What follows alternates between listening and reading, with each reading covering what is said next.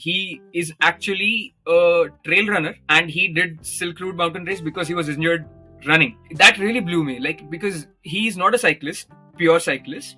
He took to cycling because he was injured trail running, and he enjoys doing a lot of technical trails. So I was like, tell me more, like, what is your training background? And that guy mentioned again he raced as a ski mountaineer back in his younger days, and that built a lot of this immense aerobic engine which I got to witness firsthand, and that really piqued my interest. As, like, bells ringing for the second time, like with Killian you have this schemo phenom, and then this guy having the same roots, and this guy was like, yeah, I have raced against him. I was like, oh, okay, so you come from that pedigree.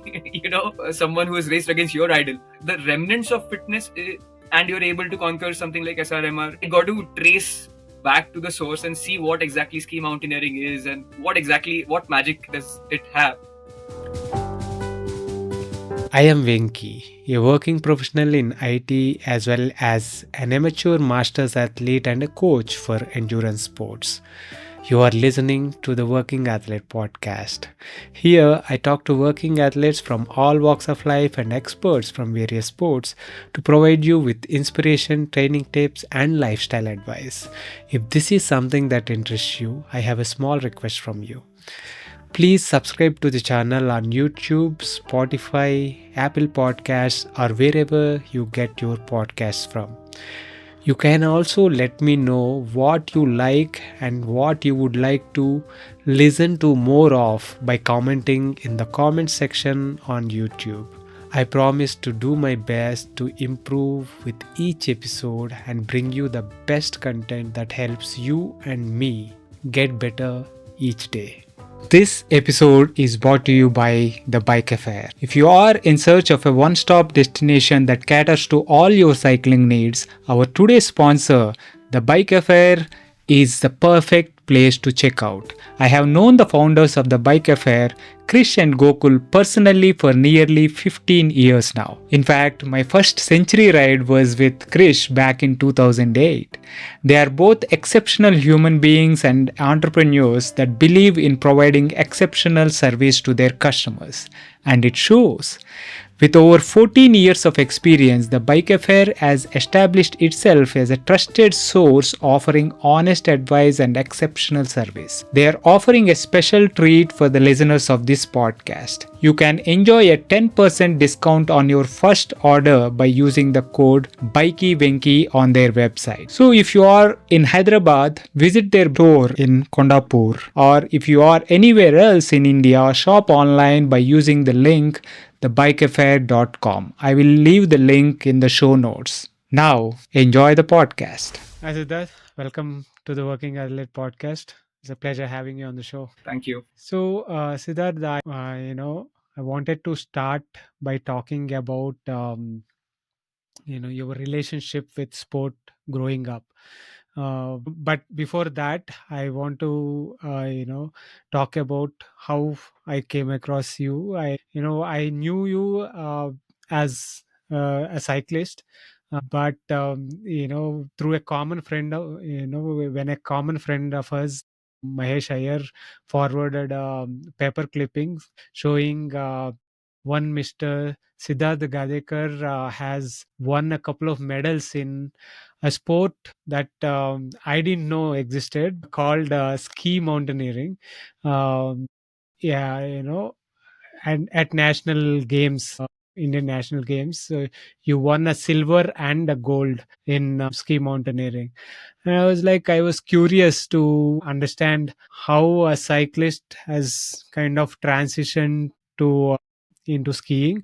I know, Roglic was a ski jumper, right? Yeah. He was a ski jumper who became a pro cyclist after a ski accident. I think Yeah. put him out of action, right? Yeah. So how I was curious to know how the your route went the opposite side. But before we get into all that, let us start by talking about your relationship with sport growing up. Yeah. So till school, basically, I used to play basketball for my club and my school at district level. But after school got over, I had a little hiatus from sports, entering college and all the chaos that entails. So I did nothing actually sport wise in college. But after that, I put on a lot of weight and I sensed the necessity of staying active. So I started cycling as well as boxing back then. Both of these sports I really love, but I was better at cycling. So I've just, I enjoy watching boxing. Since then, I think from 2012, I've dabbled with cycling. I started with some casual rides, and I was encouraged to take part in the races happening locally, and I was able to perform well there. And I then later on won a bunch of races locally, and the races at BBCH, for example, at Pune Bicycling Championship, and a lot of them were climbing, which I always preferred. And I got selected in the Maharashtra state team. Um, I did a bunch of endurance events. I got the honor of taking part and getting on the podium at the Sayadi Classics ultra climbing race. I then also ventured into bike packing because that caught my interest and it seemed something very exciting. And that little detour led me to ski mountaineering. So one thing led to another. It wasn't premeditated. It's Nice. just pretty organic. Nice, nice, nice. And in all of this, you also started a fitness uh, outfit called Yeah. So TerraFit. yeah.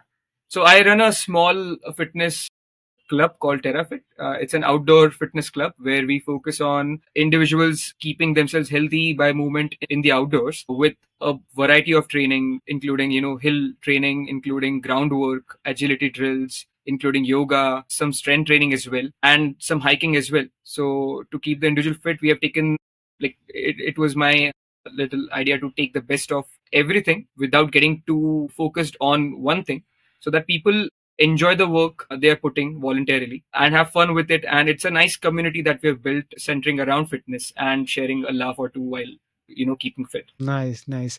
We'll also talk about how that came about, and a little bit more into that. But being a cyclist, I'm curious about to learn a little bit more about the cycling journey before we get into others. You said you started in 2012, right? So, what was the riding like? What was the training and progression like, and to the stage where you got to a stage where you were winning races or getting to podiums at club races and race like Shayadri Classic and stuff. So, as I mentioned, I started in 2012, and they were a bunch of community rides that we did around. And I was encouraged by a lot of people, and which really motivated me to take part in my first cycling race. That was the Pune Bicycle Championship, which was held on this mighty fort that we have around Pune called Siddhartha. And I was able to put in a good time, wearing track pant back then. Yeah, I mean I was very quite the rookie, but it was surprising to myself as well to enjoy the high and the push of riding really hard for say 35 minutes with panting at your close to your max heart rate and setting a good time. And so that got a little bit of that the friends around me, the friends in cycling circle, kind of urged me on, egged me on that you should take part in more races. And back then we didn't have much Instagram or much YouTube, right? So it was a lot of researching through books, and even Strava was new for that matter. So even like Strava was pretty novel back then. So recording your rides and being on those KOMs uh, on the leaderboard especially really motivated you, and it was all that you rode for back then. So that's what we did, and like a bunch of like-minded guys back then in 2013, 14, 15 got together and formed Life Cycle Racing. I think you must have heard about it, right? So Yeah, yeah. with Nachiket, with Michael, with Mahesh. That's how I met him, with Chaitanya. A bunch of guys, passionate about racing in Pune and taking it up more seriously. So we took part in a bunch of races and had some interesting results at BBCH and a lot of local crits, basically. And yeah, so I mean, one thing led to another, and I was able to set some good times on the climbs. I was always interested in the climbs, and I was able to make it to the Maharashtra state team as well. Uh, When was this? When which year did you represent Maharashtra? I believe it was 2016. Before that, it was always hit or miss. Something or the other came up, and I was not able to go for the trials or something. Right. So, I mean, it was even the communication channels back then weren't as transparent back in the day. So it was always, like we used to get to know about races being held at the very last moment. Right. Now, in today's in today's setting, we are very aware of what the calendar looks like Hmm. in terms of the races that are coming up ahead. Yeah. But back then it was very haphazard. Yeah. Yeah, I mean, I did that as well as I dabbled with some endurance riding, which caught my fancy back then, which was the Deccan Cliffhanger. Hmm. I completed that in 2016. And yeah, I mean, I was busy turning the pedals, enjoying, but at the same time, I wasn't very serious about Yeah. taking it up because I was also studying, I was doing my bachelor's and master's in psychology. So I had this going on the side. Right. Yeah. Yeah. No, that's how all of us are, right? Cycling is something that we enjoy that and are passionate about, but it's not everything. That's we are not a professional. We are still, in your case, you were studying at the time, and now, of course, working and stuff. Yeah.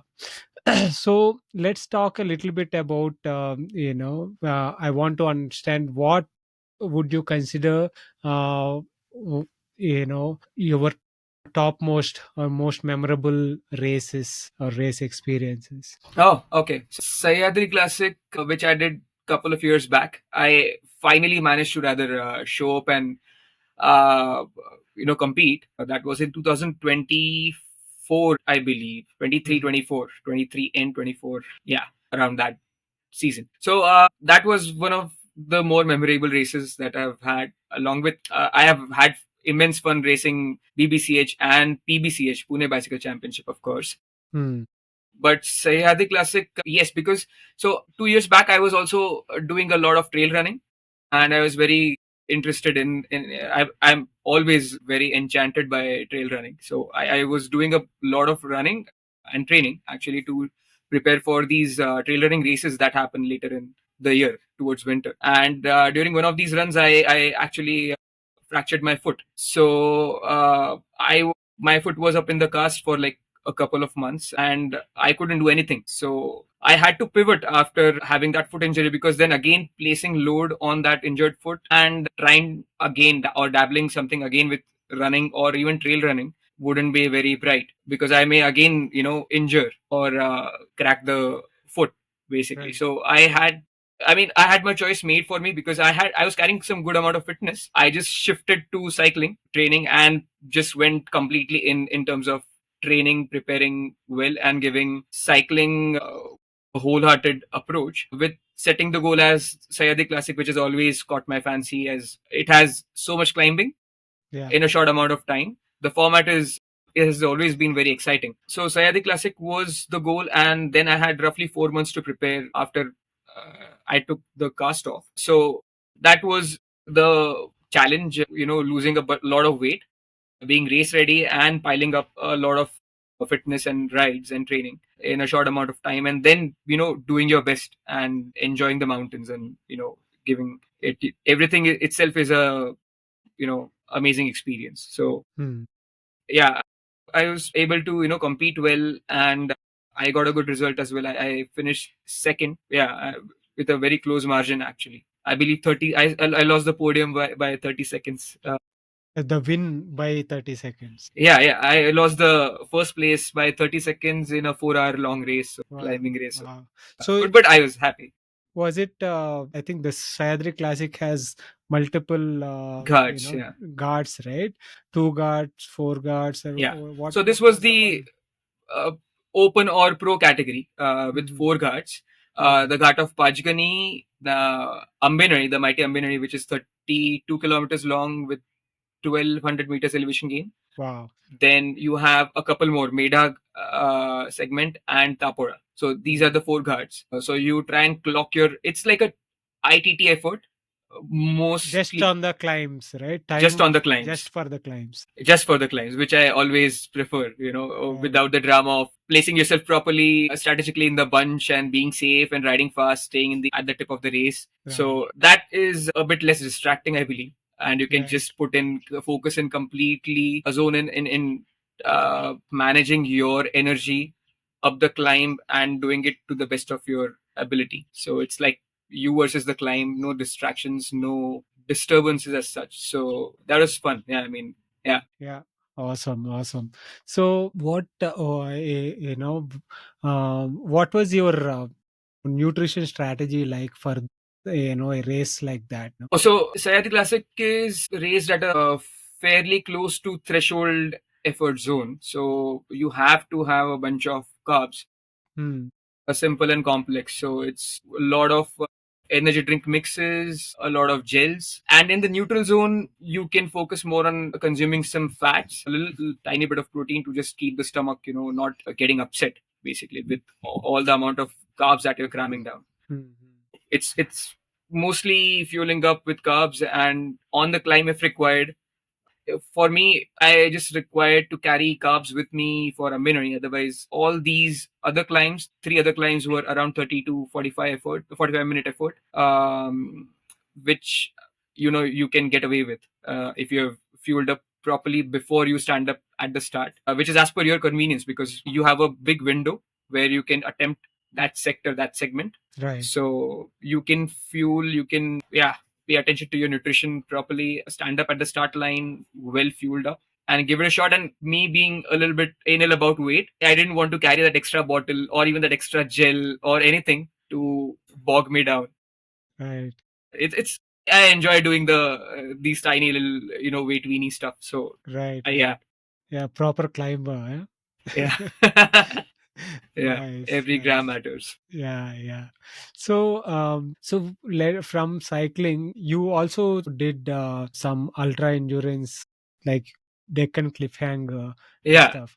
So, how did you find, different? You also did a bunch of short races and like BBCH, PBCH, and all. What were the major differences that you found again when it compared to ultra cycling? So, road racing, as you have such immense experience, and all our friends have immense experience, road racing is you reacting to the environment around you, to all the moves, going with the moves, and you try and get lucky to make it to the winning move and contest a sprint finish in most cases. Ultra cycling is not reacting to the environment around you, but it is modulating or controlling the environment within, controlling your emotions, controlling your pacing. What anyone else is doing hardly matters. So that is Mm. what attracted me towards ultra cycling in terms of it has a little bit of introvertedness towards, if I may put it that way, Right. that you need to pay attention to yourself and everything else is noise. So I enjoyed the pacing and the strategy aspect of ultra cycling in terms of rationing your energy, rationing your food, as well as controlling, managing, modulating your effort so that you last from point A to point B at the best possible, keeping the best possible average power or average speed for that matter, or going by the heart rate. So that was a very nice little thing that I aspect that I looked forward to in ultra cycling, and I wanted to get an experience. Mm. And down in Pune, Deccan Cliffhanger has quite a bit of a lore.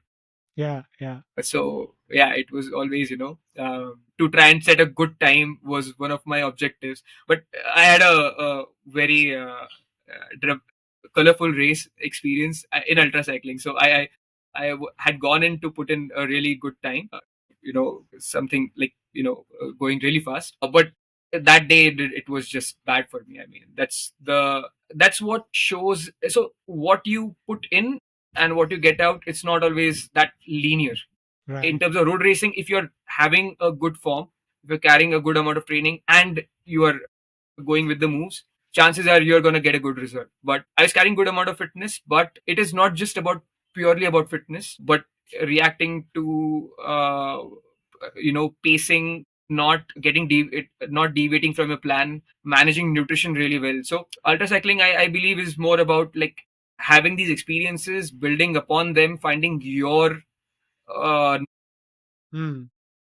then with experience you get to execute your perfect Refine plan, them, refine refine them. them against time. Yeah, even racing, we just can't expect ourselves to show up and do well in the first race, right?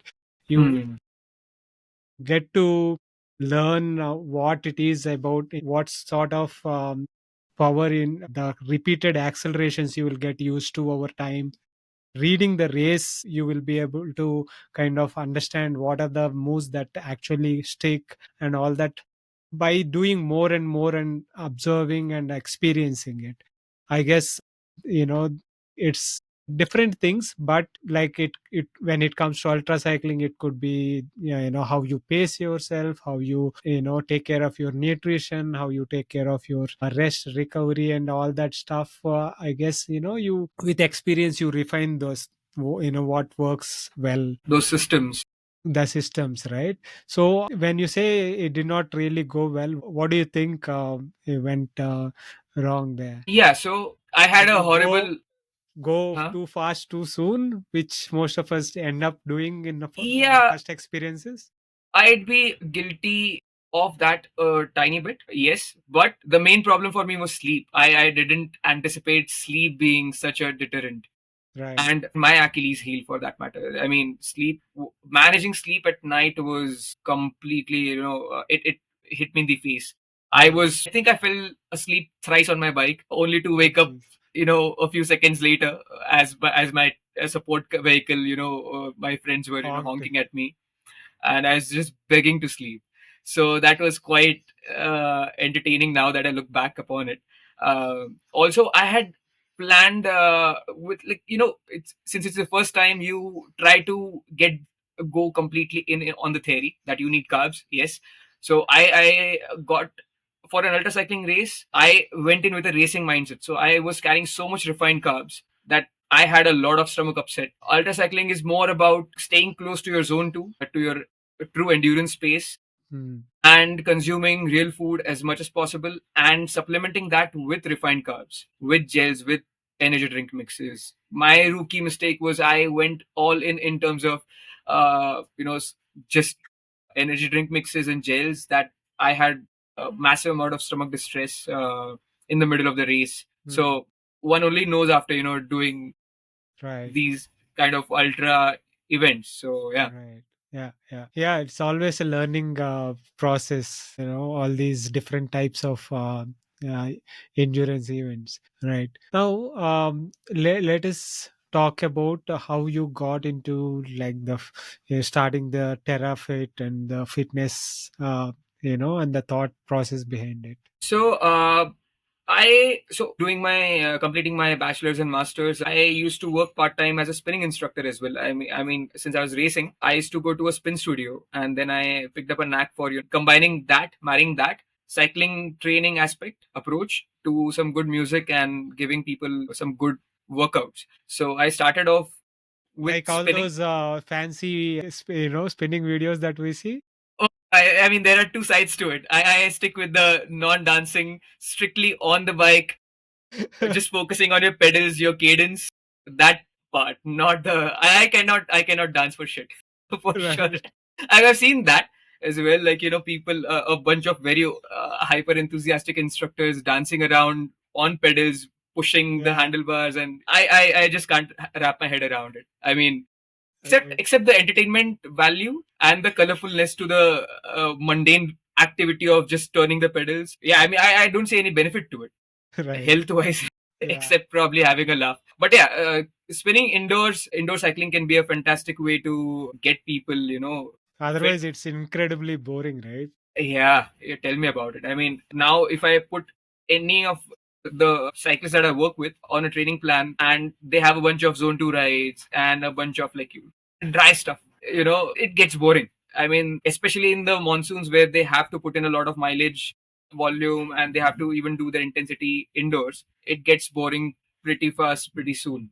So yeah, so spinning is a great way to counter that. A lot of fitness enthusiasts show up and work out together to some good music. And the environment, the energy of that room inside of people pushing hard together on the bike is as good as road cycling outdoors with your friends in a Right, baseline. nice. So you were working as a fitness instructor, and how did that transition to the So yes, so cycling? from spinning, I joined a place called the Room, which had the owner of the room is Peter Pazhin. He's a Belgium fellow. uh, uh, so he had a very nice concept about fitness, which involved strength training, which involved spinning, which involved these functional workouts rather than just the dry strength training which we usually see happening in the gyms. So members used to so I joined him and worked as a spinning instructor over there, and people there were very curious to try out different modalities to stay fit through something like a box fit session where I could take some shadow boxing drills as well as bag work and mitt work. Along with that, we did a bunch of functional training. Along with that, we had spinning.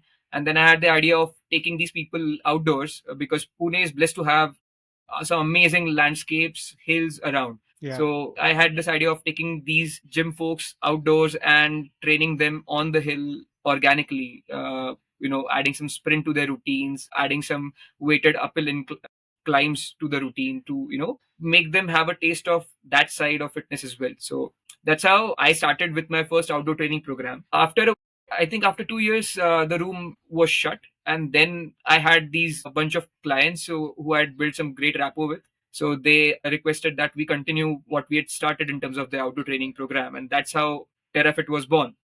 Mm. In 2018, that we started with those clients who I trained in the outdoors, and we continued and added some more variety to the routine, to the regime, involving yoga, involving a lot of ground drills, which are foot based speed drills basically, Mm. weighted uphill inclines, sprint work on the hills on foot, some cycle rides, some hikes as well, and strength training and functional circuit. So it's like the best of everything before you start facing those diminishing returns, or before you start exposing yourselves to injury because you are overdoing one activity where you have no plans to basically become the next Kipchoge or becoming the next Lance Armstrong. I mean, Right, right. for a lack of a better word. So yeah, so picking the best of these activities without facing the backlash or the monotony of dry training. So that's Mm. how we started with TerraFit, and we are still going strong with TerraFit. Along with that, I work as a cycling coach or endurance coach for that matter, helping people with trail running, with cycling, with running, and helping people out with the cycling and running leg of Ironman training, triathlon training as well. Yeah, very, very interesting. So that is really good, right? It is very true that once we pick something, be it running or cycling, we do it to death, and we become not so very strong in other sides of things. Where we can quickly become one dimensional, right? And we can develop imbalances, or like in terms of you are strong in some aspects and really weak in others and stuff like that. So what you seem to espouse is to more holistic strength and fitness. Yeah, well-rounded approach to Yeah, fitness. absolutely. So let us touch upon the trail running aspect. How did you get into it before you went off and broke that leg? So since cycling, like I shared, I one thing that I enjoy the most in cycling is climbing, going in the hills, going on the mountains, and doing these climbs, long climbs, short climbs, going hard or sustaining an effort. It's really attractive to me. Same thing is what I experienced when I was in the hills. I was in the mountains on foot as well, because the charm and the immenseness of the mountain is always, it really, I guess, gives me butterflies in my stomach every time, I go to the north or I see big mountains. So I've always been amazed by the landscape and the sheer magnitude of it. So I always imagine to be able to appreciate that in a way. Cycling sometimes, road cycling for that matter, let me be more specific. Road cycling cannot cater to, because we can go up to gradients of 10%, 15%, 20% before it starts to hurt a lot. But being on foot and away from the road, it really opens up a new dimension in terms of you being able to go up the mountain, access the mountain, enjoy the mountain. So that idea always really, really attracted me. Mm. I'd like to actually, I was very much influenced by this guy called Kilian Jornet. Mm. He's a ultra The endurance legend. or legend in Yeah. he's a multi-sport phenom, Yeah. once in a lifetime, talent. I mean, for the people who probably are not aware of him, this guy has won ultra marathons. He has set Everest speed record without a supplemental O2, Right. climbing from base camp to summit back to base camp in 24 hours. It's Amazing. pretty mind Yeah. blowing. Insane. He's a very fast runner, and this guy, so when I was getting very much into cycling, I was trying to find these fit people to look up to. Back then we had the pro peloton guys to look up to, and then I found this guy, and what he did in the mountains really appealed to me, moving fast and going further in the mountains, maximizing endurance. It really appealed to me, and this guy had a background in ski mountaineering. So Mm. I this when I got to know about this aspect of freedom in the mountains, in winters, in the snow, it was so. Back then we weren't exposed to. Even today, ski mountaineering is very niche. Niche. Yeah. People are not aware about it. Even in Europe, which is the birthplace of ski mountaineering or skimo, it's pretty niche actually. It's not that popular. But people who do it are endurance, freaks and connoisseurs, and yeah. So this guy had a bunch of ski mountaineering background, and which made him capable to do and win all these big ultra marathons, have this big huge aerobic engine which allows him to run up mountains, and he has FKTs, or fastest known times, across a bunch of prominent, important, significant peaks, including Yeah. Everest, Denali, Aconcagua, Elbrus, you name Mont Blanc. He has set speed Amazing. records. Yeah. So this guy defined athleticism to me in a complete manner. Right.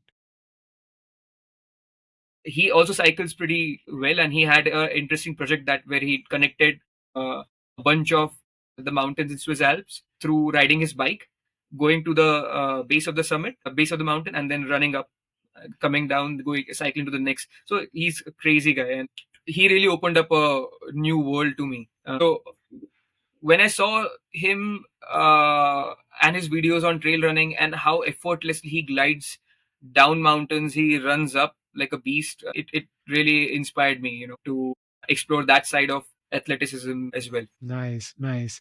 So, what was the longest trail run you have done? So I haven't gone very long in trail running actually. So it is more of 25 kilometers is my probably max distance, Mm-hmm. if I remember correctly. But Yeah. I enjoy pushing hard on these short, steep segments where Mm. you can focus on WAM and ascent speeds, and Right. it's more about power to weight ratio. Just to delve a little bit more, so to be able to run long, you need some really good biomechanics. Right. Throughout my training as a cyclist from 2012 to 2019-20, I realized that we are cyclists are very weak when they're taken off their bikes, For sure. in Yeah. terms of fragility, in terms of lack of robustness. Mm. So every time, I was aerobically fit, but I very easily pick up injuries Mm. when I transition, especially to road running. Mm. Trail provided a bit of more respite and cushioning in terms of you going, you doing better, faring better, or Not more super towards the hard aerobic side. exercises. Yeah, and you have a carryover of your fitness from aerobic, in terms of aerobic engine, to inclines, which is not biomechanically intense. It is more of a what aerobic power you can sustain. Downhills and flats is more biomechanically intensive and weight bearing. So I'm yet to dabble with the ultra long stuff, but short ascents in general is what attracts me more towards trail running. But yeah, I mean, I have a bunch of trail races in my crosshair, so let's see. I Nice. mean, I hope Nice. to Nice. get on with it. So you also mentioned about bike packing, and that kind of you hinted that it led to explore ski mountaineering.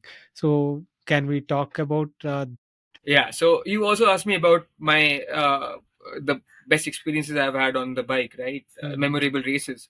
So Right. Sayadi Classic was one of them. The best experience I've had is when I signed up for this race. So this race caught my fancy, caught my eye, called Silk Road Mountain Race, SRMR. I don't know if all of your viewers have heard about it. In this niche new community called bikepacking, where the idea is to be alone in the mountains or alone on a route which is not pretty inhabited, which goes away from civilization. Basically, you ride in a self-sustained manner in terms of carrying your tent, your sleeping bag, your food as much as possible, your water, layers in not so comfortable environment, right? Mm. Bikepacking had caught my fancy quite a bit because of the inherent nature of it. When I was looking at what races are available, a race called SRMR, Silk Road Mountain Race, really caught my attention. This takes place in Kyrgyzstan. Kyrgyzstan is two countries above JNK. It's an amazing country. It's entirely a grassland with just wild horses and wolves in it. Very rural.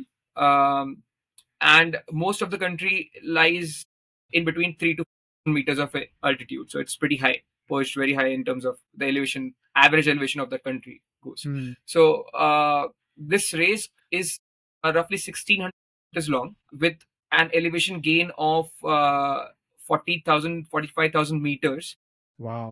across these 1600 kilometers of cycling in really mountainous terrain. So Mm. single track passes and mountains and very rough patches of road. So you're always away from civilization, and it is a test of, a bit of your athletic ability versus a lot of practicality versus rationing for food, for equipment. So it has so many things that it makes such a unique experience for each and every individual.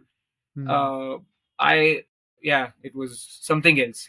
That sounds really brutal and blissful at the same time. Like single track at those high altitudes, completely uh, in mountains or out of nowhere. So how was that whole experience? How did the race itself go for you? So before, just a disclaimer, before I started training for Silk Road Mountain Race, I had been away from cycling and I had not been keeping fit. Actually, I had a big break from cycling. So, uh, with a gold, with a sorry, the goal in my sight, I began training and I began preparations and getting the bike ready, because you have to.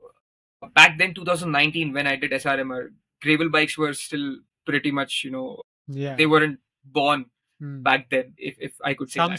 Some CX bikes used to be CX there. bikes, but a lot of people did, Europeans did use CX bikes. But the problem is with Kyrgyzstan and with a lot of these washboard roads that Kyrgyzstan has, and a lot of these mountain passes that you have to bike and hike. CX bike, I mean, you're really pushing it. You're Yeah. kind of like hoping for the best. It is Yeah. not that comfortable.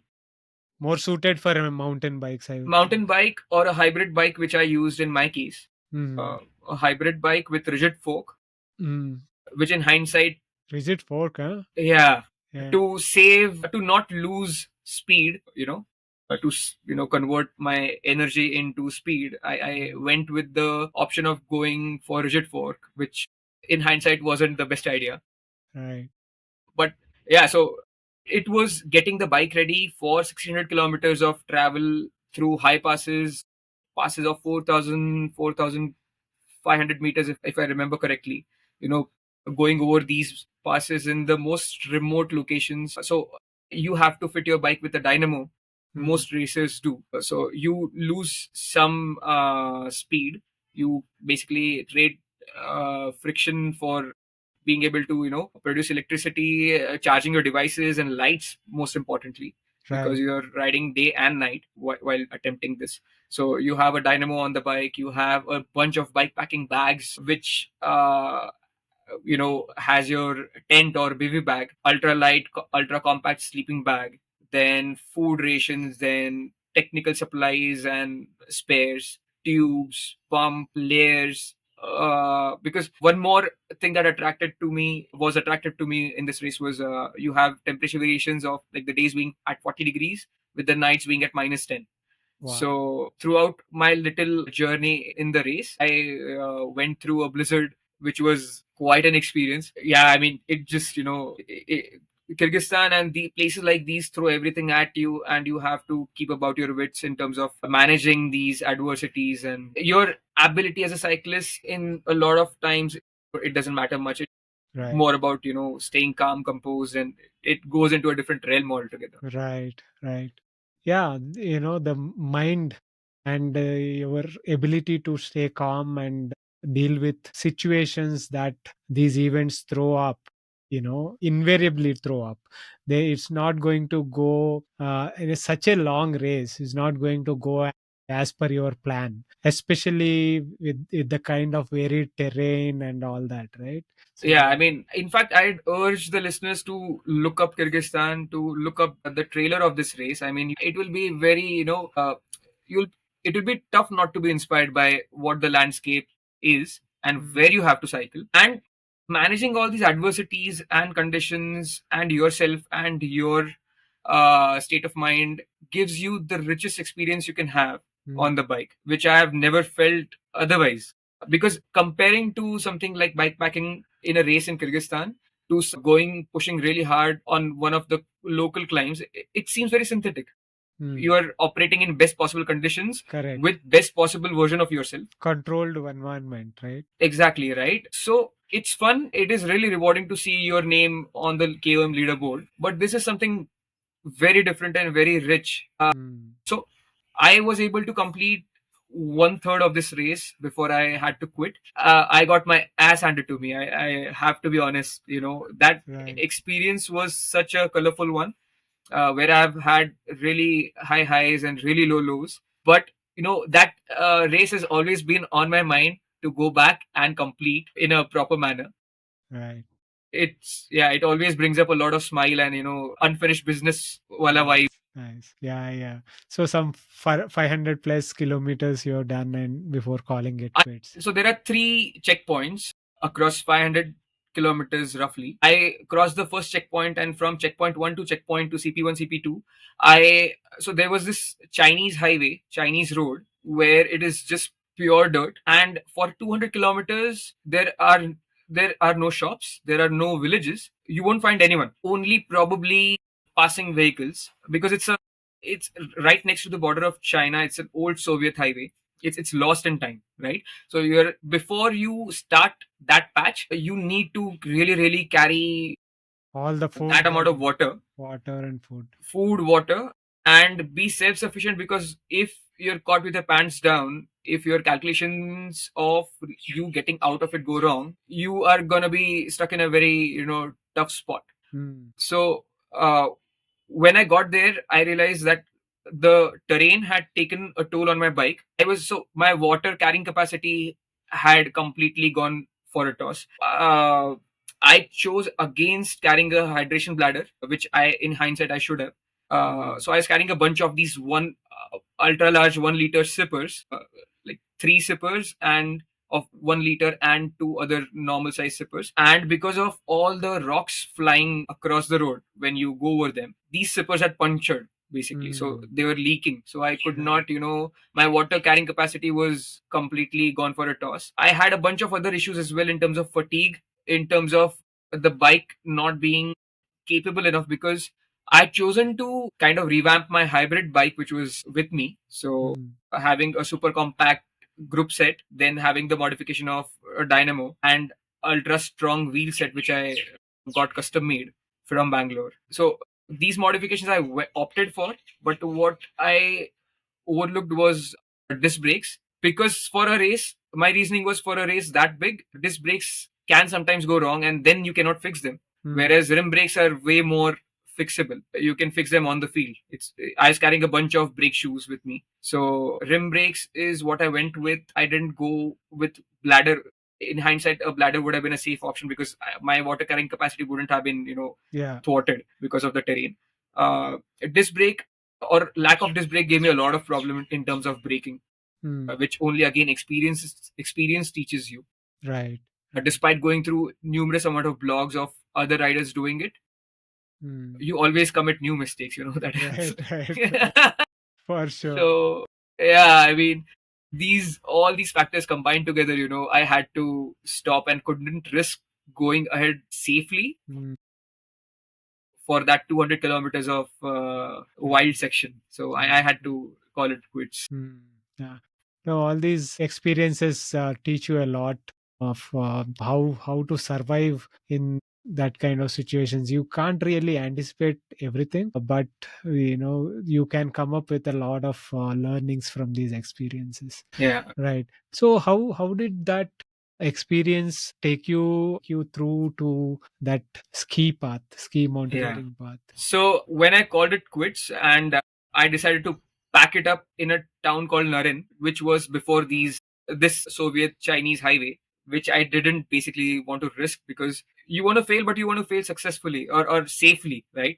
You don't want to, like, in mountaineering you have this thing called summit fever, which makes you take all the wrong decisions and then Mm, you do not survive right. to tell the tale. My thing was, this is where I think I can safely push, and beyond this, it doesn't seem very safe to me. So it was very heartbreaking for me, and I was very down with the decision because I had poured in so much energy and effort and resources in terms of getting my bike ready, getting everything ready for the race. So I was very heartbroken and down in the dumps actually. So I packed my bike, and a local there was gracious enough to drop me to the finish point, that is Isikul Lake, which is a Mm, huge glacial lake, one of the largest inland lakes in the world, in the north side of Kyrgyzstan. So I went to the finish line and I stayed there waiting for the other amazing bike packers and athletes to finish their race. This race, you have roughly 15 days to finish. mm, The record before that edition, before my edition, which I took part in, was, I believe, 8.5 days by this mm. legendary cyclist called Jay Peter Very, who's quite a legend in bikepacking. But there was, so as I was dot watching, sitting in my room at the finish line, I saw this guy from Slovakia. I believe I always get confused. Slovenia, Slovakia. He was, Slovenia, Slovakia. yeah, one or the other. Most So probably Slovenia. no, no, no. I think he was a Slovak. Acha. Now that yeah, Roglic was from Slovenia. Slovenia, yeah. He was from Slovak. So this guy called Jakub Sliachan, he was really, really like going crazy in terms of me watching his dot. He was just, blazing past all the terrain, all the climbing on a relatively heavy mountain bike. And he was a new name because I was following and I was into the lore of bikepacking. So I knew who are the big guys, the big names. And he was really like, he had a big gap to these favorites, and he was able to finish it in some crazy amount of time with setting a new record for the Mm, finish in 7 days, roughly beating the previous course record by more than a day. And the most amazing part was I was at the finish line, in my hotel room, and when we sensed that he's coming close, we all got down to the finish line and we were, cheering and looking to witness this beast of a guy. And he rolled in and he got, so when I got off, pulled it quits, I was like pretty broken physically as well. The terrain, the environment had worn me down, right? And also, of course, the dejection that you feel after, where you voluntarily call it quits. So what I had expected to see a guy putting in a fastest time would look like, he looked completely opposite. He was smiling. He was he was very fresh as I can polite, see. fresh, surprisingly looking fresh. And he got off his bike. We went in and congratulated him. He was very polite, very, very, quite a gentleman actually. And he didn't look tired. He is like, once you are done riding 1600 kilometers in Kyrgyz mountains, covering 45,000 meters of elevation gain, you see signs. When someone sit, that person takes time to stand up, or it's, you have that Right, crampy feeling, right? right. Okay, you are exhausted, you can make out. This guy showed no exhaustion. He was moving around like nothing had happened, and I was just taken aback, like, what exactly is this guy, and as fate would have it, he was asked to bunk with me. So he ended up in my room, and I was like, kind of like helping him out. Let me carry your bike, let me carry your bags. He was like, no, no, no, I can do that, it's fine. It's very kind of, no need for all the help. Mm. And I got to witness that guy for 2 days. Uh, and when I saw that how fresh he was, he went for a bath, he opened his laptop and continued to work. So I was like, Okay, he certainly isn't faking it, because you would never even reply to Right. your emails Yeah. after setting a course record in one of the most sought after bikepacking races in the world. So this guy was a real deal. I mean, I got to know firsthand, and I was so smitten by him that, like, I kind of haggled him with questions that, what do you do, what is your background, because I hadn't read about him. So he was a complete wild card, and so how did you prepare, and etc. etc. So he mentioned that he had always had a sporting background. He is actually a trail runner, and he did Silk Route mountain race because he was injured running. So Sounds familiar. he that really blew me, like, because he's not a cyclist, pure cyclist. He took to cycling because he was injured trail running, and he enjoys doing a lot of technical trails. So I was like, tell me more, like, what is your training background? And that guy mentioned again he raced as a ski mountaineer back in his younger days, and that built a lot of this immense aerobic engine, which I got to witness firsthand. And that really piqued my interest, as, like, bells ringing for the second time. Like with Killian, you have this Yeah. schemo phenom, Schemo. Yeah. and then this guy having the same roots. And this guy was like, yeah, I have raced against him. I was like, oh, okay, so you come from that pedigree. Right. Someone who has raced against your idol. So I was like, wow, completely bowled over. And this guy is a physicist working in some firm, managing some, super nerdy guy. So Right. he does this on side. So I was like, the remnants of fitness, and you're able to conquer something like SRMR. I got to trace back to the source and see what exactly ski mountaineering is, and what magic does it have. Yeah. And that's how, after 2019, when I came back home dejected, I was, very curious about it, and then I started really researching about this sport. Then what I got to see was the ultimate freedom in high mountains, in terms of being able to climb anywhere you want and being able to ski down from that spot. It is something like mountaineering, which I've always fancied, but you don't have to walk or trudge your way down in deep snow, but you can just put on your skis and slide down. So Mm. it is like mountaineering but on steroids. It Right. is very fast. It is super competitive. I mean, if you look up ski mountaineering races, these guys are often athletes with who possess the highest VO2 max ever recorded. Like, the Mm. field in ski Yeah. mountaineering is very deep. Like the Right. innate talent and innate physical hardware these guys possess is, so that's why when the schemo guys enter into trail running or cycling, which most of them do in off season, they are winning trail running series, golden trail running series, or UTMBs. This very top notch ski mountaineer called Anton Palzer, a German guy. He was, I think, third in the ski mountaineering world championships. He was selected by Bora Hansgrohe as talented because he clocked 90-91 max, Wow. and I think he already had 5.5 or 6 watts per kilogram when they tested him out on the bike. Nice. So he had the hardware. All he needed was, training as a cyclist, in terms of placing yourself properly in the pack and Mm. going with the moves. So Mm. that really, like, caught my attention and fancy, that, so cycling is bipedal, whereas the demand is so much more because you're using your hands and legs. So the requirement of your hardware operating at top notch capacity is very Yeah. evident. Yeah. Yeah. Yeah. Amazing, amazing. So, but how, they're all in the Europe, they are all living Yeah. in the hills and the mountains, snow-covered mountains and stuff. You are, you are in the mountains, and you have Sayadri. quite a few, mountains in Pune, but Yeah.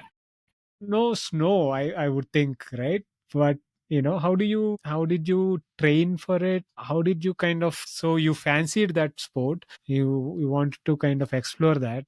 How did you go about, how did you take your baby steps, and how did you kind of train towards that? So first thing that, I mean, I was struck by the immenseness and the beauty and the raw nature of ski mountaineering. That really ignited the fire. So that is the most important pull you can have towards excelling at anything. As I say to, like, a few people, that you can't push desire. Once you have that strong desire and it gives you butterflies in your belly, you start mm, working things out and see how we can make it possible. So when what I saw of ski mountaineering after researching it on YouTube, on in books that I have, was it's a very niche thing that happens only in the Alps, in the Pyrenees, in these European mountain ranges. What when I got into it, it wasn't because of the sheer racing aspect, but because of the freedom it gives. So I always imagined that I should have that capability of moving in the mountains, in the high mountains on skis. And for that, you require a lot of technique in terms of skiing. That is the entry point. That is the big entry point of ski move. Hardware is one thing, the physical capacity, aerobic power is one thing, but the skills of skiing is the other side of that coin. That's the basic So necessity. yeah, yeah. Without which, you will just kill yourself in the Right. mountains because it's very risky. So yeah, I realized that aspect, that big loophole, that I do not know how to ski. Hmm. So I was like, okay, how do I learn to ski? So I looked it up, and then I started. I found Gulmarg in India, which offers ski training. So I then made my first ski uh, training trip happen in 2021, I believe. So in lockdown, I had enough time to research properly and read up as much as possible, and uh, you know, yeah, equip myself with the knowledge. When you go out on the slope and you clip into the skis for the first time, everything goes out of the window because the basic physics are disobeyed. In any sport, say you go to play hockey, you know how to run, you know how to hold a stick, you know how to smash that puck, right? But in skiing, it doesn't hold true. So, for that matter, running and cycling seems very stupid and very simple compared to what you'd believe skiing is, because once you clip in on the ski, you immediately are running helter skelter in terms of trying to find some balance and control, because everything is meant to slip and slide and take you down the slope. And your only job is to resist that slope in a very graceful manner so that you don't go hurtling down the mountain and kill yourself. So it's all about breaking that force and speed, which you get very easily down the slope, and being able to link turns and maneuver your way down the mountain, uh, expending as little energy as possible. So, so the skills and the biomechanics is something very different. And what I'd read, once you try and execute, it is like, yeah, for me personally, it was very scary executing the fundamentals, the drills to become better at edge control, initiating pressure, studying. There is so much physics involved in skiing that attracted me even more, that it doesn't look as simple as it is not as simple as it looks. Hmm. You have to really arm yourself in terms of keeping your intentions clear, in terms of taking the right slope, taking the right angle, making the right turns, using the right grade to ski down from. Hmm. Super important. That journey was very, very fruitful and very appealing and beautiful, which I managed to complete in like 3 seasons. That is, one season would be probably 20 days to 25 days long in winter. So you have 1 year where you do one season. Likewise, you have 3 years. I got 3 years where I was able to clock in and get better bit by bit in terms of improving my downhill ski. Awesome, awesome. So, you train just in, maybe what sort of, I am assuming that you, when you mentioned Gulbarg, you did not move there, and how long did you spend there, and versus how long did you spend training maybe indirectly locally? Yeah. So in my first season, I was in Gulmarg for 15 days, and then you try and make the most out of every day, trying to be on the slope, learning, falling, getting back up again, and repeating drills so that you pick up the right habits on the slope in terms of managing and maneuvering your skis. So first season was 15 days long, out of which you try and ski most days. Although on the ski slope, it is very difficult to put in that amount of work day after day. It is very demanding. It really drains you. Also, Gulmarg again is at an altitude of 2,400 meters at the town, and the highest slope, the highest point is 4,000 meters. So you're Wow. actually skiing in pretty thin air.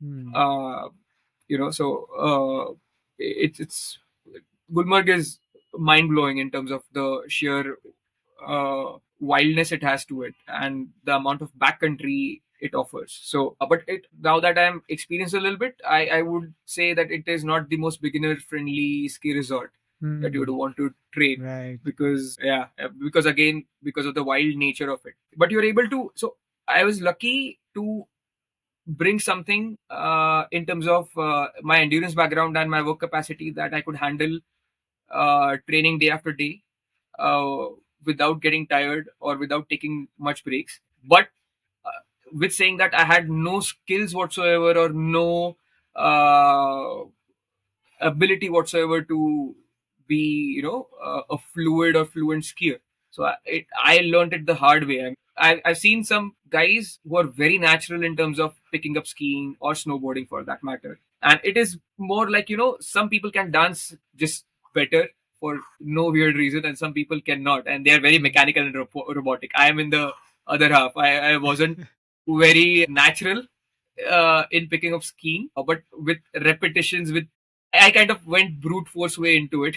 Right. So yeah, I mean, it didn't come naturally, but then I really outworked everyone Hmm. in terms of putting in just the hours. As like simple calculation, like if you put in 50 hours, you have to reach some level, right? I mean, it might Hmm. not be 50 hours of a really talented guy who might take probably, lesser time, but 50 hours still would get me somewhere. Right. What if I, just keep putting in the hours, keep putting in the volume, and things have to click. So I Right. went with that little hope and Right. forced my way to learn it in a short amount of time, actually. So in 2 3 seasons. So people learn skiing anywhere from 2 3 seasons to it may take you 5 10 seasons or five Right. ten years, and you're still getting better Learning. at it. With saying that, I do want to say I am not a superb skier. I am still learning my way about it and trying to get better day after, day by day. But Hmm. I am very functional right now, is what I'd like to say. Right. Once I was able to pick up the functional aspect of skiing, uh, paddle skis, skiing, and keeping and being able to hold your own in terms of, so you have these different red, blue, and black runs on ski slope. So once you're able to manage certain terrain of great, incline or good, really aggressive descents, it gives you a lot of confidence. So once I was able to do that, then I was like, okay, now I can finally, dabble with ski mountaineering, because Hmm. it is one level above skiing, alpine skiing, because alpine skiing takes place in resort on groomed slopes where Hmm. a beater machine basically grooms the slope for you, and the track is very nice and smooth and it is very predictable. But in ski mountaineering, it is like road running versus trail running. Ski mountaineering is done in the backcountry most a lot of times. The races are held although on groomed slopes, but you should be comfortable with tackling backcountry snow that is uneven terrain, Right. which requires even more skills as a skier. Once I had some belief that, okay, I'm not going to kill myself now, that's when I started dabbling with ski mountaineering, trying to find equipment which is so difficult to come by in India Hmm. for ski mountaineering, like, or ski touring for that matter. So getting the equipment, getting the skins for your skis, getting the bindings, getting the boots, it's all different compared to even skiing. So even in the niche sport of skiing, only probably 1 or 2% people out of the entire skiing community does ski mountaineering or ski touring. So it's Hmm. like maybe you have like one Niche of more the niche niche. Yeah. niche of the niche probably. So the equipment is very difficult to come by, the knowledge is very difficult to come by. That's what I faced big time in India, that even amongst the coaches and guides in Gulmarg who I trained under, very little knowledge was available in terms of Ski bettering mountaineering. yourself for ski mountaineering. And mostly I got weird looks like, why and what, like, what is your reason for the same? And my reason, my nerdy thing was like, I enjoy uphills, I enjoy putting in the effort, so that's why ski mountaineering makes complete sense. So Nice. finding the rental equipment to begin with, so that you can just get the sensations in your leg of Hmm. sliding your skis up the hill by putting this thin fabric of traction material called skins on the ski, Hmm. and then gliding up with new mechanics introduced to your body. It was quite a thrill. I mean, I still remember, the joy, the immense joy that I had, doing skimo at 3,500 meters on Gulmarg, yeah, I mean, it was quite an experience. Amazing, amazing. So that's very interesting, right? So in the national games, you took part in two events. One is the Vertical, uphills vertical, yeah. which you won gold, and Yeah. another is the sprint event, Yeah. right? Skimo sprint. So what those two events entail? How did you kind of train for it and perform? So after getting hold of alpine skiing, like I said, I dabbled with ski touring setup, which is not exactly skimo approved, because ski mountaineering or skimo racing gear is super light. It's like you racing on 25C, 28C tires versus you racing on a guy on a Hobbies, hybrid bike hobbies. with 35C, 40C tires. So ski touring setup is very different. Fat, it's downhill oriented, it's heavy, it's bulky. So I realized that I have to shift once I got some grasp of skiing, being able to ski downhill. So I got my own skis, which are still not super aggressive, which gave me a lot of room, because the more width you have, the safer you're gonna be on the descents, but more work you have to put in to haul them up, slide them up on ascents. Right. So it's a trade-off. So in skimo racing, it's super competitive with the fittest athletes in the world with the best VO2 maxes. These guys are on skis with width of 60 mm max, whereas in ski touring, athletes are or skiers are dabbling with 100 mm skis, 100 mm fat skis, which can go through powder. I got somewhere in between, like the best of both worlds, like kind of hybrid skis, which weren't super aggressive, but that gave me, a chance to make mistakes and, be safe, basically. Mm. So once I got my gear, then I went for some training, for some proper skimo specific training by myself in Kazakhstan, Hmm. because they have this really good ski resort over there, which has a lot better groomed slope. So was there for 2 weeks by myself after actually conducting last year's Sayadi Classic. Mm. So I had the honor of being the race director for last year. So I executed that role, and uh, uh, I got to Kazakhstan. I could put in 2 weeks of training, getting used to my equipment, which I had bought from Germany through, graces of my friends out there. And without, like, that's the downside of being in India. Like, you Right. can't get your hands on the equipment. So it was just pure blind buy, researching as much as possible and hoping that everything clicks, everything fits, So I took my equipment into Kazakhstan to test it out, to train, to do more skimo specific training, doing aerobic sprints up the slope, threshold efforts, getting used to working at elevations of again 2,500 to 3,500 meters over there on the ski resort there as well, and being more and more comfortable skiing down on these thinner skis, which are very different from alpine skis, which are much wider and which are more faster, Right. but a lot more comfortable as well. So once I was able to train and get some help over there under a couple of coaches in terms of bettering my downhill skiing, I was like, now what's next, because then this new domain had opened up. Okay, now I can safely practice ski mountaineering. I have my own equipment. So where do I, channelize my energy? And so this happened in December last year. And I was then researching on the events around. Are there any events in India of skimo? So that's when I stumbled upon Khelo India. So this is the event, basically. Khelo India Winter Games is this huge winter festival of all the winter sports brought together under one big banner through the government of India initiative. So it's huge, actually. It's the size and the sheer magnitude of that event and the scope of that event is immense, with events from like ice hockey, alpine skiing, snowboarding, ski mountaineering taking place as well. So I was like, okay, you do have ski mountaineering happening. Then my ears perked up again. So I was like, okay, so let's try and take part in that and gain some experience. I had, a lot of challenges getting myself into Khelo India Winter Games, because there is no skimo team from Maharashtra, Right. as you would guess. Yeah. So I had to make a lot of calls, plead and cry and beg, please allow me to take part, and represent Maharashtra. And I can ski. I have my own gear. I can do skimo. So I'm not going to be a threat to you, or I'm not going to go out there and hurt myself or kill myself. Right. So that itself was a huge challenge, because to give you an idea about this ordeal, Khelo India Winter Games is dominated by these four northern states: Jammu and Kashmir, Ladakh, Himachal Pradesh, and Uttarakhand. These four are the A-tier states which win everything.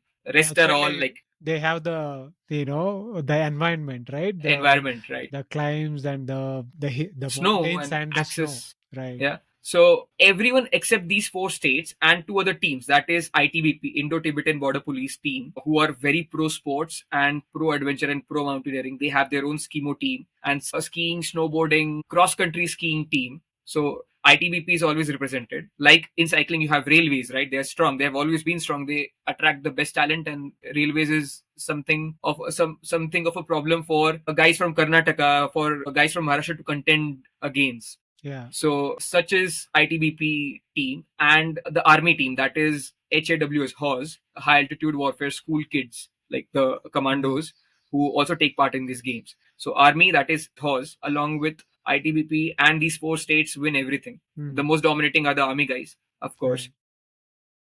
So yeah, so just getting in and getting entertained, because it's such a weird request for those organizers, because there's some little kid, trying to get in, and he's from Maharashtra. They don't know what, they're rightfully wondering about the credibility of such a call and such a query. So I had to really go around and get letter of recommendations and give them proof that I can ski, because they've had incidents because of the scope of Khelo India Winter Games, and so much is done for the athletes. A lot of teams who are not well equipped or who are not very able also show up, and then they have a disaster on the field.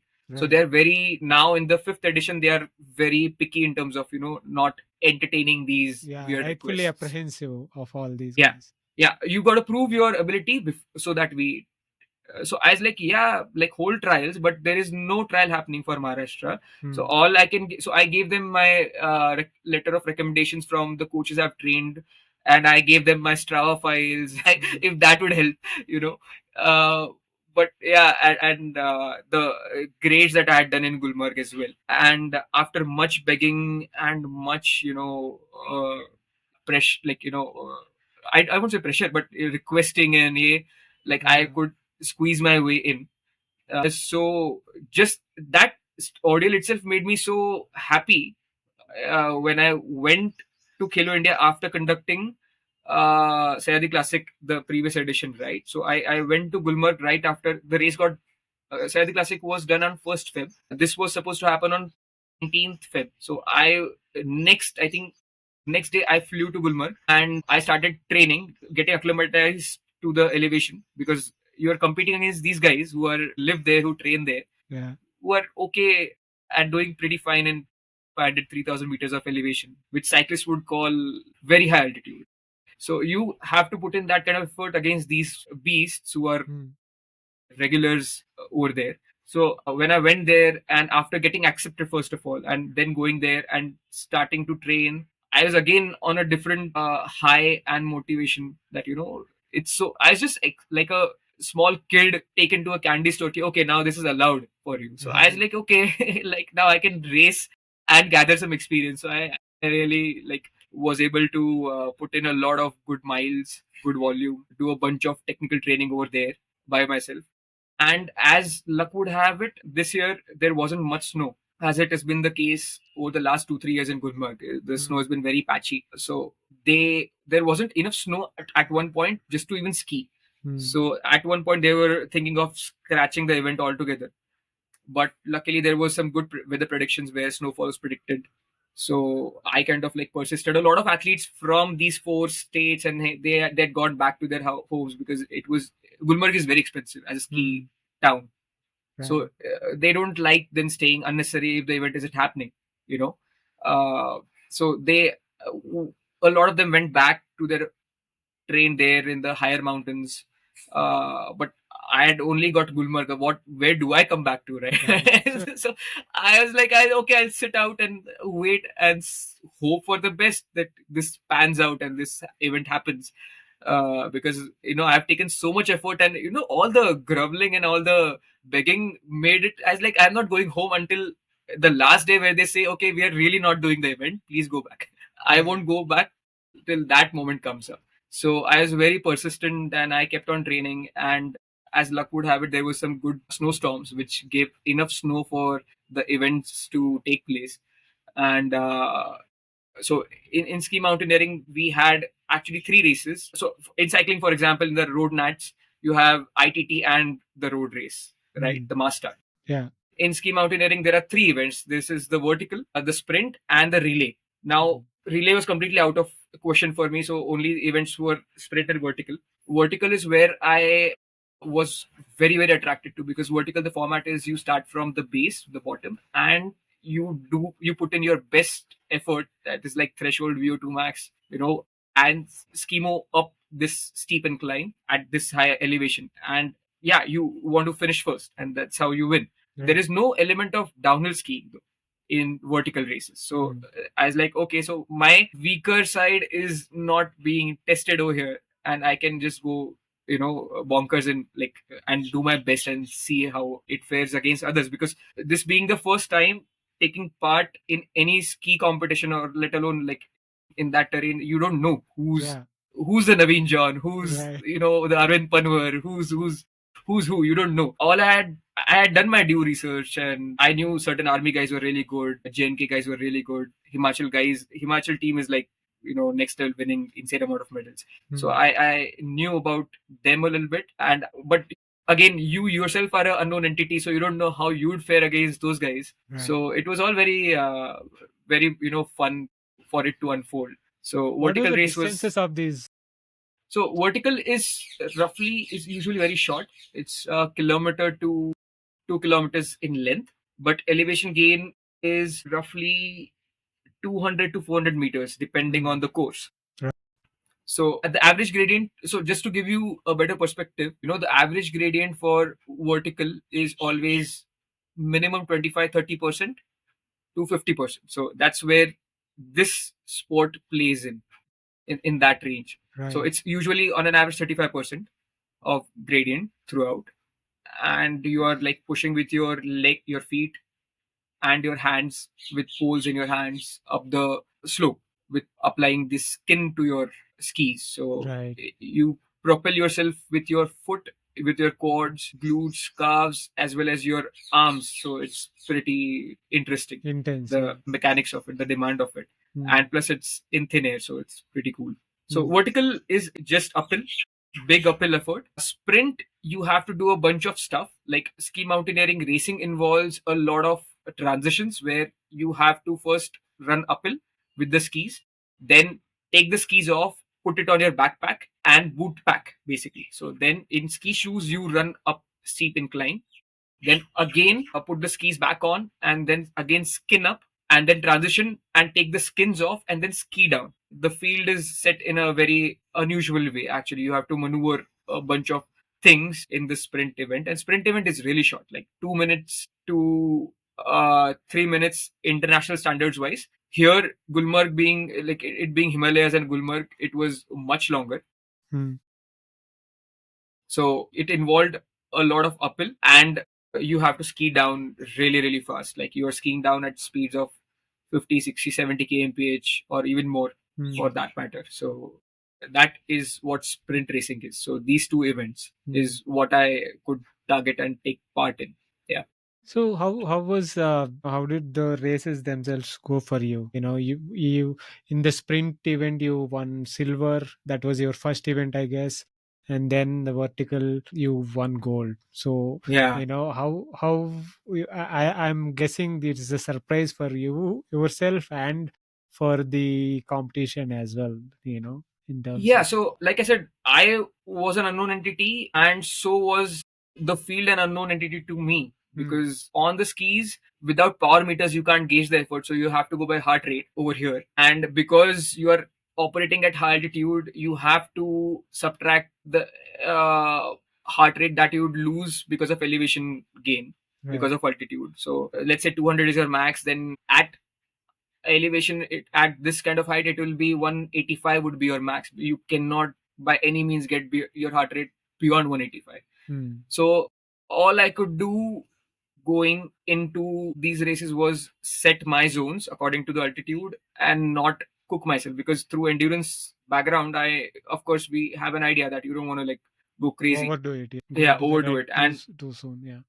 a schemo can put you in a world of pain because of all the involvement of big muscles. One big thing that I found, like cycling is very quad dominant, somewhat calves and somewhat glutes, but skimo is quad. You get cramps in your calves, you get cramps in your glutes. It's like and exhaustion in your shoulders, in your arms as well, because of all the complex movement pattern that you're executing. The idea was, the first race that I did was sprint. The idea was just to stay with the leaders, put in a good sprint at the beginning, and stay as ahead as possible. Even the start line was very interesting, because when I got there, it's a mass start.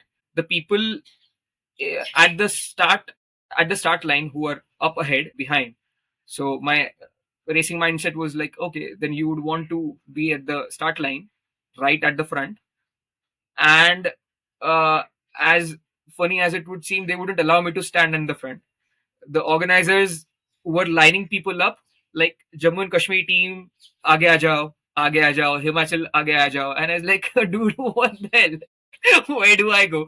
And the funny thing was, because I was so keen on racing and getting my first experience, I was at the slope that day, even before the organizers, before the course was set. So I had done my due recce of the course, and I had rightfully earned my spot at the start line, because I was earlier, even before, like, let alone athletes, I was before The the organizers organizers as as well. well. So I was Yeah. like, I've earned my spot. It's not that I have slyly kind of like, creeped up ahead. So they're trying to push me back, and I was like, I'm not gonna budge. I mean, why would I do that? And I mean, just because coming from Maharashtra doesn't mean that I have to go in the back and race these other guys, or go around them, which is a big task. Get grabbing and holding on to my first line spot itself was quite a battle. And yeah, so when we were off, it was like a massacre. People really push hard so that they are in the front and not getting stuck behind someone else's skis. And skinning uphill or skiing uphill with skins is very it's like, you the speed ranges from 5 km page to 10 km page, and all the maneuvering is way more costly compared to running or cycling. So all the moves have to be premeditated and budgeted for that matter. So my idea was to stay at the front and do all the transitions properly, which I had practiced, and hopefully be in the point, like at the front of the race, so that to get a good result. And truly hadn't put a rank or marking or number on it, but I'd want to make up for my lack of prowess on the downhills. So I was like, I'd like to reach the top of the transition from uphill to downhill in the lead group, so that I can get a good result. So we started off, and I had like, yeah, pretty much, because of excitement and all the adrenaline and everything, kind of like really gone crazy. We went through a couple of transitions, and I had a big gap, in fact, which I had made compared to other athletes.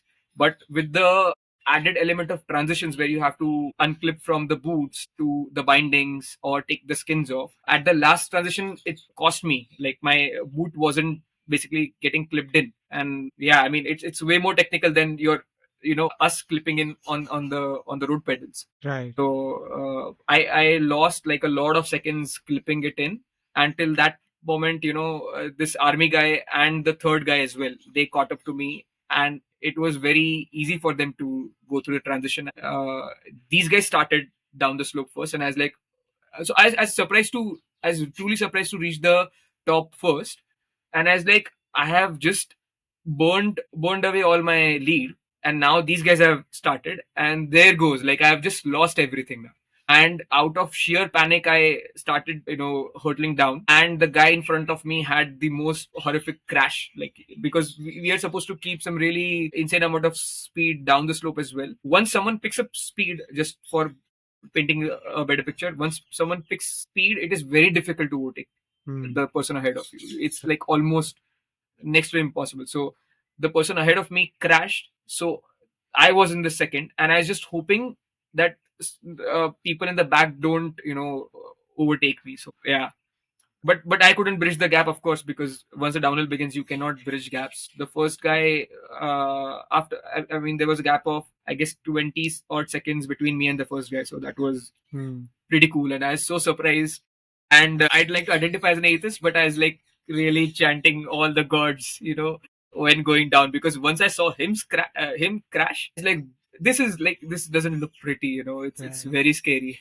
So yeah, you're on these thin skis, you're really really fighting for control over some very technical terrain. That is the charm of this sport. So Nice. I was able to just get by and cross the finish line second, and I was so surprised. And so were the organizers and all the reporters and the media over there. Like they're like, "From which state are you?" And I was like, "Maharashtra," and they're like, "Yeah, what? Like how come?" So it was quite the buzz that Maharashtrian guy had won or placed second in the race. So it was like, yeah, I was super Nice. jubilated, super happy.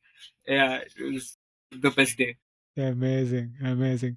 And then you followed it up with win in the vertical. How did that So I had some, because of the sprint race, I had some idea idea, semblance about how my speed is compared to someone else's or rest of the field in terms of uphill uphill? incline. Yeah. So I was like, okay, I can try and go for the podium. So sprint happened on one day, the first day of the games, and on the second day of the games, vertical. So you don't get to rest, and you put in an effort. So you're kind of like tired as well. So I was like, okay, but I'm good uphill. So this is the uphill race, so I'd like to have a good result.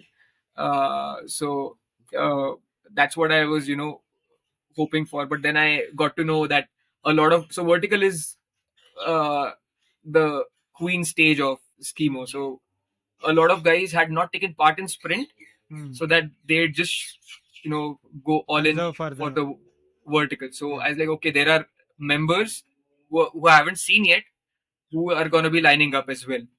And oh yeah, so even on the start line on the first day, I thought I had good gear, but when I saw the gear horse team had, or Himachal team, or Uttarakhand, they're like racing skis 64 mm, race bindings, race shoe. I was like, wow, like that's some really cool stuff. So I was like, yeah, I mean, you cannot take anything for granted. So I was very curious about how the next day would pan out, and I'd be seeing new faces.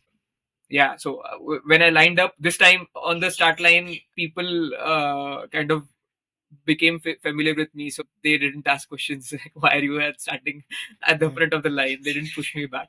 Right. uh, so I got my spot at the front of the line, and uh, yeah, I was very excited. And the second day was had some really bad weather, so that is what I like about the sport as well. So it was like raining. It's raining. It was snowing, Showing. like huge chunks, like insane amount of snow. Visibility was absolutely down to shit. So while I was doing my recce laps, you could really not see anything beyond like 5-10 meters. So they had to shorten the course for the vertical race, and as like I'd like it to be as long and as technical as possible, because the second half was very technical, and it had an average gradient of 40-45%, with Wow. maxing out at 50%. So it is so technical that going up on the skins, climbing on the skins, your skis slip underneath your feet, because of just the weight dynamics. You're so far behind because of the gradient you are kind of placing on the skis, that your skis keep on slipping back down. So I practiced that. So on that terrain, day in and day out. So I was like, hoping, but that thing got cancelled out. So I was like, okay, it's going to be a shorter race, so it will be more aggressive. So let's see. And vertical, yeah. So it was very cold, and I was like in my racing lycra, which I had from cycling. So I was shivering pretty much when they, let us go. Then I sprinted and surged ahead, and I was again able to build a good lead. And it was pretty good, to the point then after a while, that I knew there was a considerable amount of gap. I began pacing myself better, and like climbing at the max possible heart rate, uh, and finished it with comfortable margin actually. So I was like very happy and exhausted but happy, and as like very pumped as well. That was Nice. quite an experience. Yeah, Superb, superb. yeah, Yeah. And for someone who just knew about ski mountaineering a couple of years ago to uh, yeah, learning to ski, going and learning on your own Gulmarg and then Kazakhstan and all that, and then making your way to the start line, the yeah. struggle, Fighting my way. fighting your way to the start line, and begging and pleading and going there and starting itself Yeah, sounded like a big battle, right? yeah, And what an amazing story to kind of finally come back with a couple of medals and yeah, winning yeah, the event as well. yeah. Amazing, man. That's So really really yeah, I nice. mean, I was very lucky to I'd like to add the athletes over there are like really, really. Khelo India has a lot of prestige going for itself in terms of the scope of the event and what they do for you as an athlete, the kit they give you, the accommodation that they provide.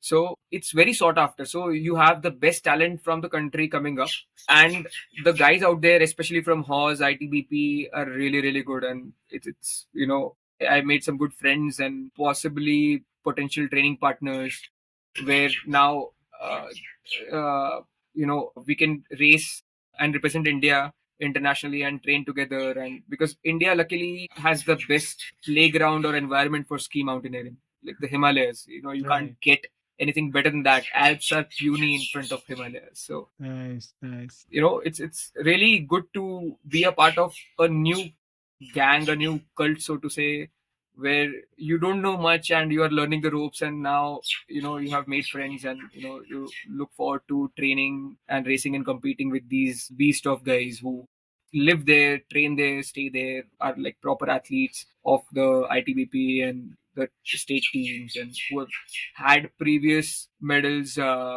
under their Amazing, in their amazing. bags. So it's pretty cool. Amazing. What other events are regarding ski mountaineering happen in India and outside in the Asian So level and stuff? ski mountaineering, the premier event right now has become Khelo India Winter Games, KIWG, and the nationals of ski mountaineering are like Ski Mountaineering National Championships. They have not been happening since the last 3 years because of lack of snow, sadly. Because Chemo Okay. National Championships or Skimo Nats happen in early, which is a FIS Hmm. certified slope. It cannot happen in Gulmarg. So you need a FI certified slope to be able to conduct national championships. So Hmm. that hasn't happened. This year we are hoping after the snowfall in Gulmarg that Oli happens as well, and there would we're hoping for an announcement to take place after Khelo India that next week Oli national championships are happening. Hmm. Again, it wasn't snow didn't turn up as much as they had expected, so they had to scrap it again. Hmm. Khelo India is all we have got right now.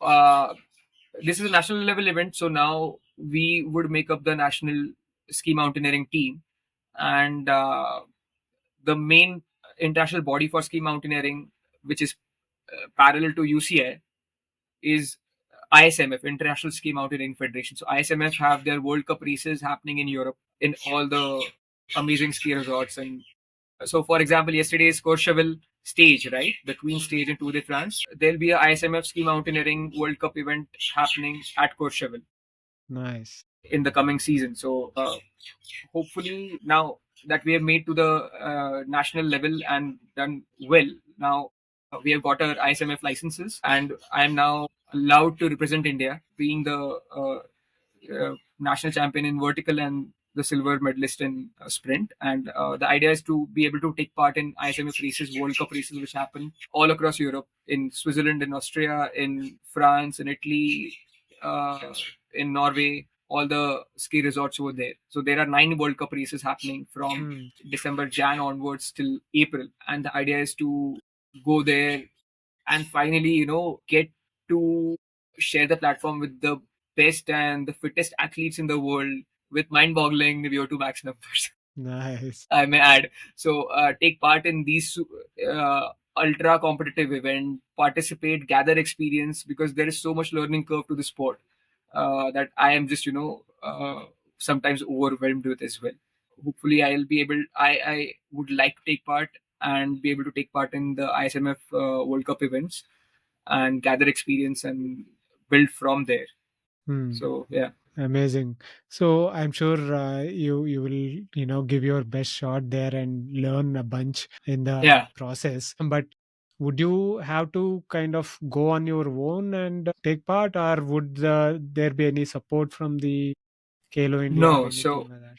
no. So sadly, now how the sport is structured right now, ISMF World Cup events, you'll have to self fund to take part or represent India once you have qualified in the top three in India. You have to put your own money and take part in these World Cup events, but only for Asian Championships and World Championship. If we are to take part in that, for Asian Championships, when we get qualified, then probably the I'm still learning about all this now, being so new. Right.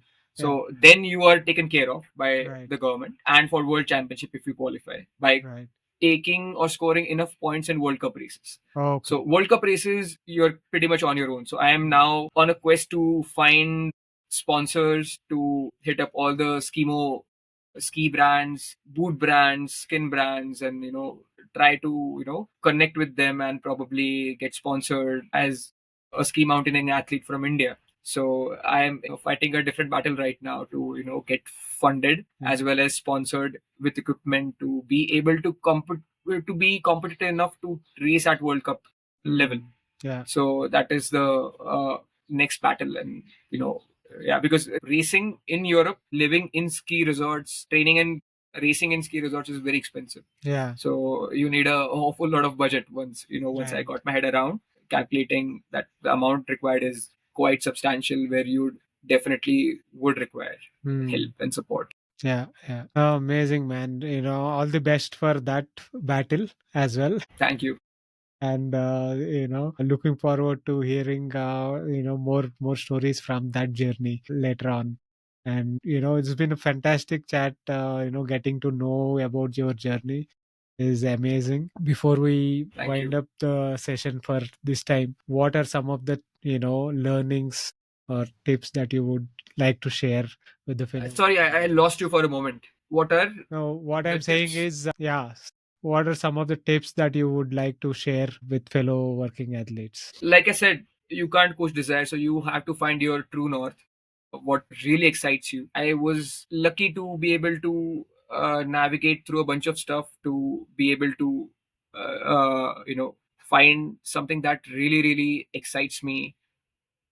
It is akin to being in love. No one can talk you out of it. No amount of reasoning can make you think otherwise of that thing that you're so much in love with or passionate about. So once you have that passion towards something, it's like half the battle is won. Then it is about gathering the resources, knowledge, or the right people, getting them in your team to be able to arm yourself so that you can take the right step forward in terms of having maybe doing well in a BBCH race, or completing your first trail marathon, or probably getting into skiing for that matter. So you just need to find that ultimate outlet to your athleticism, probably, if I may put it that way, Right. and slowly carve your path towards it in small size pieces.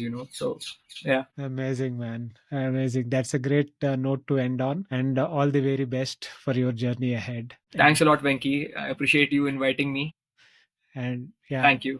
thank you. Thank you for taking the time and sharing that experience with the Working Athlete podcast. Yeah. Awesome. Cheers.